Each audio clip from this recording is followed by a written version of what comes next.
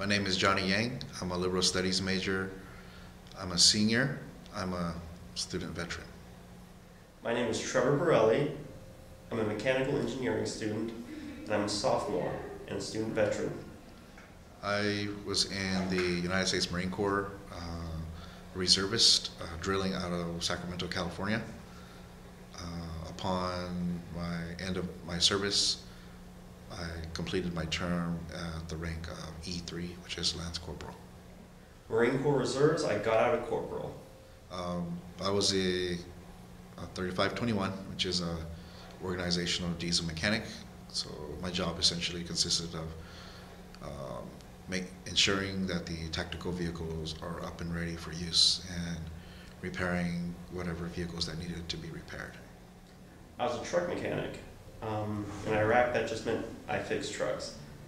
Major components, axles, engines, cabs, and towards the end I got moved to a smaller shop, so higher volume and simpler jobs. Really nice. Afghanistan, I was quality control the entire time, so I fixed trucks, but it was mostly inspection, making sure they were broken and worthy of us working on it coming in, and making sure they work properly going out. Coming back to school was, so it was pretty hard for me to come back to school. When I came back from Iraq, I thought I was ready. I came back, I wasn't ready. After a year of trying to force myself through college,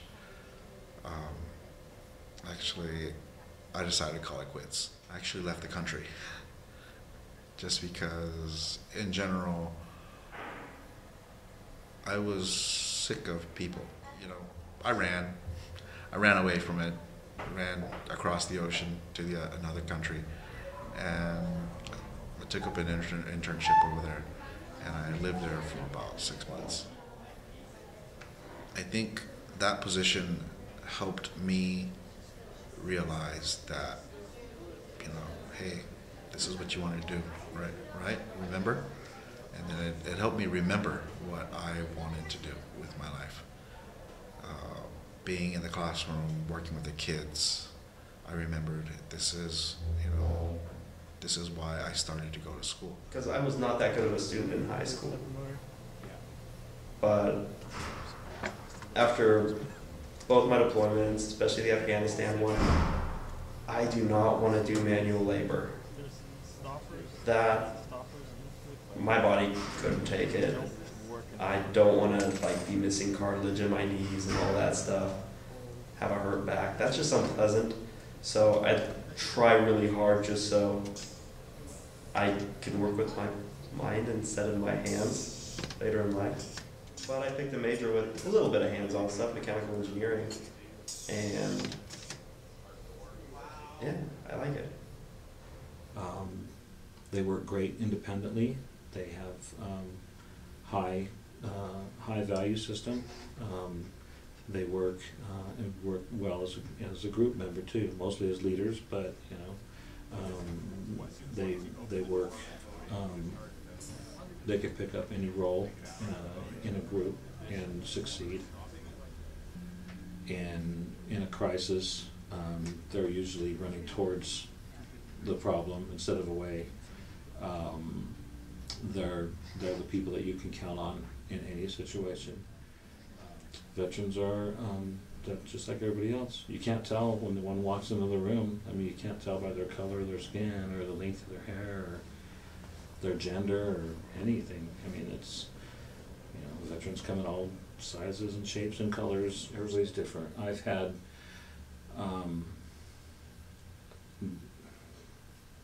people that did not transition well from the military that were so ingrained, their person was so ingrained with the military culture that when they did become a civilian again, they didn't know what to do. They were lost. I had two brothers. I have one now, older. One killed himself early 2011. So I dealt with it. My parents took it way harder than I did. they didn't seem to understand why he committed suicide, and it was obvious. Because he was in the Army, he had a kind of bad deployment, so he graduated from UCSD, computer science. He was a programmer, he got bored with that, joined the Army about 2 years after I joined the Marines, I think. Then he went AWOL in an attempt to try to become a pirate. He had talked about this so much, wanting to go off and become a pirate. Like, go to Africa and like steal from pirates. I thought it was a terrible idea. He had ideas, he had like crews picked out, and only one guy left with him. They left the Army together. And he killed himself because the other dude said he didn't want to do it after a while. One of my brothers did want to join the military, and I told them, that's fine if you don't mind not being treated like a person for a couple of months. Because that's how I felt when I joined. For the first couple of months at boot camp, I didn't feel like I was a person. Some people think that these ailments are commonplace. They're really not. There's very few veterans that have those ailments, even with the new combat situations that they've been subjected to. Our best resource is our student veteran organization, which is every student veteran that comes to Chico is a member of that organization. So it's they have regular meetings. They have social events. They have. We also have a student veteran center on campus in Siskiyou Hall, where veterans can share their camaraderie. We're just as diverse a group as the rest of the students. You can't judge them all based on one. So I guess don't generalize us and say we're all the same. Me sitting in that class, when I was sitting there, I was a little bit offended, you know, and then so I raised my hand and I said, well, I bet, you know, if there was a veteran in here right now, you probably wouldn't even know the difference, because when it all comes down to it, we're just people just like you, you know. You wouldn't even be able to tell. And then I remember one of my classmates, like, I think we would be able to tell. And then I replied, well, I'm a student veteran. You know, did you know that before I said this?